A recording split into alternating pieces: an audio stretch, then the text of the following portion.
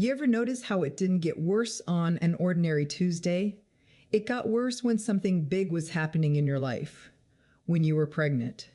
When you got a job offer. When you started school again. When you moved cities. When you lost a parent. When you were healing from an illness. When you were finally starting to feel strong. And it leaves you with a quiet, unsettling question you don't always say out loud because it sounds almost unbelievable. Why did he choose that moment to break me down? Because you weren't asking for perfection. You weren't trying to be difficult. You were simply living through something that required support, steadiness, tenderness. But instead, he became harder to please, more critical, more sensitive to your tone, more demanding, more unpredictable, and you felt yourself shrinking right when you needed to expand. So if you've ever thought, is it just my bad luck, or does he actually get worse when my life changes? If you've ever felt that strange mix of shock and guilt, like you're being punished for growing or punished for needing care, there is a reason, not a dramatic reason, a pattern. And once you see it, you stop blaming yourself for the timing of the pain. Major life transitions do something to you internally. They shift your identity. They rearrange your priorities. They expose what matters. They make you more aware of your needs. Even transitions that are positive engagement, pregnancy, moving into a nicer home, starting a new career, create vulnerability. They ask you to lean, to trust, to rely on someone. And in a healthy relationship, that's when a partner becomes more present, more protective, more emotionally available. But in a narcissistic dynamic, major life transitions do something else. They threaten the structure that keeps him in control. Not because you're wrong, because transitions naturally change power. They change attention. They change routines. They change the emotional center of the relationship. And narcissistic patterns are obsessed with the emotional center. Because when the emotional center is shared, love can be mutual. But when the emotional center belongs to him, love becomes controlled. So during transitions, he often targets you, not always, with obvious cruelty, but with destabilization. And destabilization has one purpose: to pull you back into the role of managing him, soothing him, and proving yourself, so you don't fully step into your new life. If you've lived this, you know how it feels. You're already tired, but you're trying to stay calm. You're already overwhelmed, but you're trying to be understanding. You're already emotionally stretched, but you're still choosing your words carefully so you don't trigger a fight. And then you start thinking, maybe I'm failing. Maybe I'm too much. Maybe I'm not handling this well. Maybe he's right and I'm being selfish. Because the strange thing is, he rarely says, I'm afraid you're changing. He doesn't say, I feel insecure. He doesn't say, I'm struggling with the attention not being on me. He shows it sideways, through criticism, through withdrawal, through blame, through silence, through turning your transition into a problem you created. So let's gently walk through why this happens in a way that helps you connect the dots, not just understand the theory.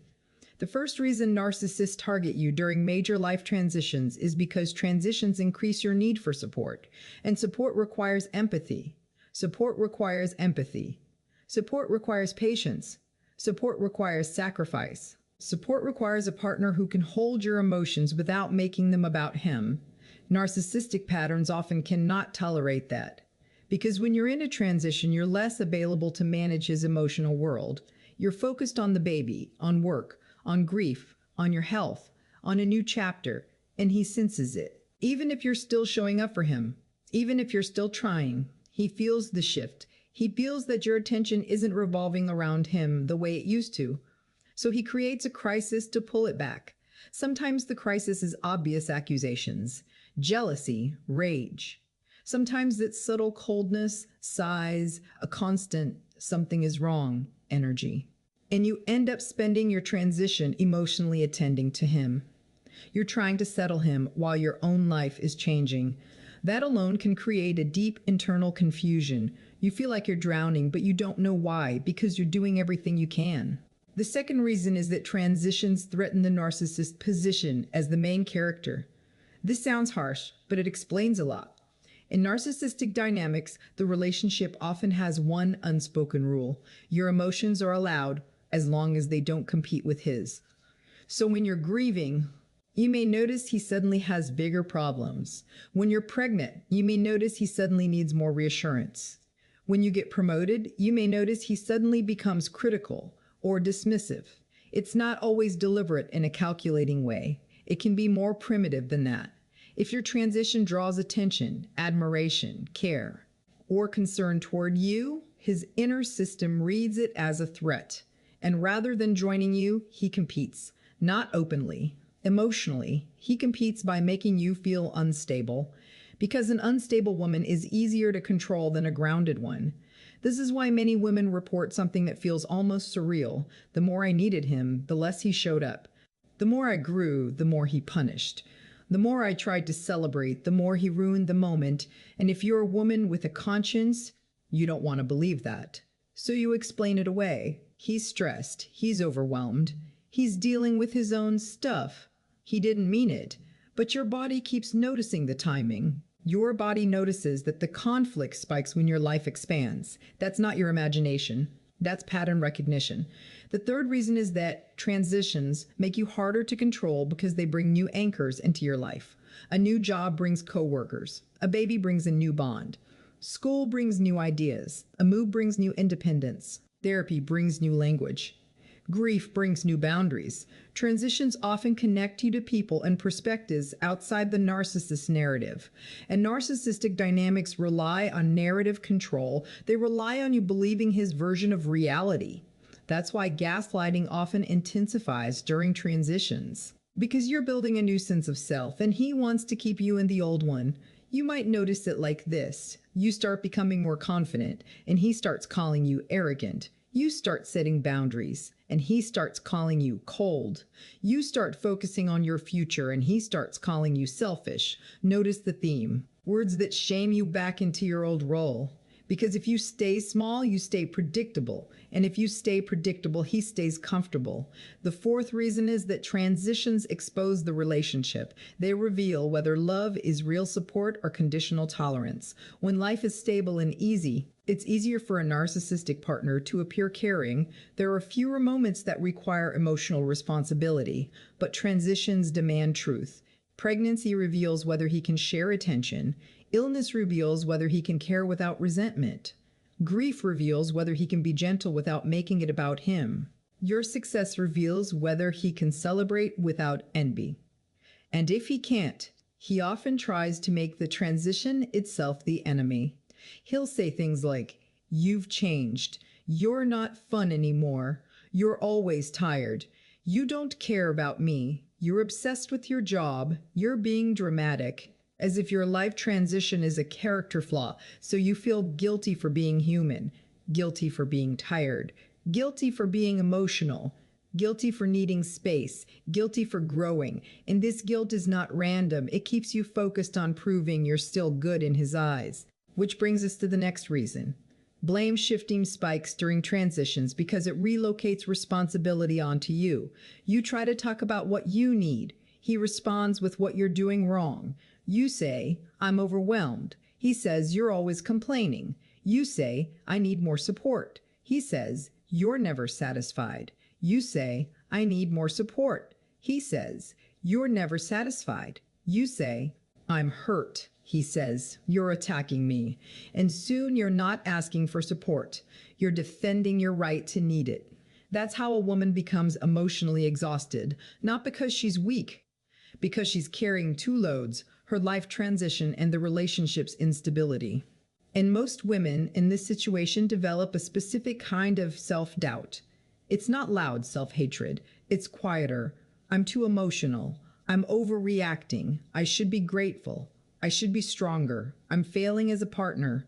Notice how that self-talk sounds like a woman trying to be good. That's why narcissistic dynamics are so painful for women with empathy and integrity. Because your best traits, your reflection, your patience, your willingness to improve become the very things that keep you trying longer than is safe. Now let's talk about the targeting you may have experienced that looks like silent treatment or emotional withdrawal. During transitions, a narcissistic partner often withdraws emotionally to regain control because withdrawal creates anxiety, and anxiety makes you chase. When you're already vulnerable, chasing feels even more urgent. You don't just want the relationship to be okay, you want stability while your life is shifting. So you begin to overfunction. You apologize faster. You explain more. You soothe him. You ignore your own needs. And then, when he returns with warmth, it feels like relief. You think, okay, we're safe again. But that safety is fragile because it depends on you staying in the caretaker role. This is where false hope becomes a form of emotional captivity. He gives you just enough tenderness to keep you from leaving fully, just enough promise to make you wait, just enough softness to make you doubt your own instincts. And because transitions are already emotionally intense, you cling to those moments like oxygen. That doesn't mean you're foolish. It means your nervous system is trying to survive instability. Now, here's the part that can bring a deep, steadying clarity. During major life transitions, narcissistic partners often intensify control because they fear losing access to the version of you that was easier to manage. The version of you who centered him, the version of you who doubted herself, the version of you who stayed quiet, the version of you who apologized for having needs. Transitions threaten that version, not because you planned it, because growth naturally does. So what do you do with this information? Without turning it into a harsh, rigid, leave now message, you begin by treating your confusion as data. Confusion isn't a personality flaw. Confusion is what happens when someone mixes care with harm, closeness with punishment, promises with repeated patterns. So instead of using your energy to decode each incident, you start watching the structure. Ask yourself gently, when do the attacks spike? When do the cold moments happen? When do the accusations appear? When do the apologies show up? If you see that the pattern intensifies when you need support or when you grow, that tells you something important about what the relationship is centered around. It is not centered around mutual care. It is centered around his comfort. And when you accept that, something inside you relaxes, not because it feels good, because it stops being mysterious. The next internal shift is to stop taking his targeting as proof that you're doing something wrong. When a narcissistic partner becomes cruel during your transition, it can feel like you must be failing, but often it's the opposite. It can be a sign that you're becoming more independent, more aware, more anchored in your own life.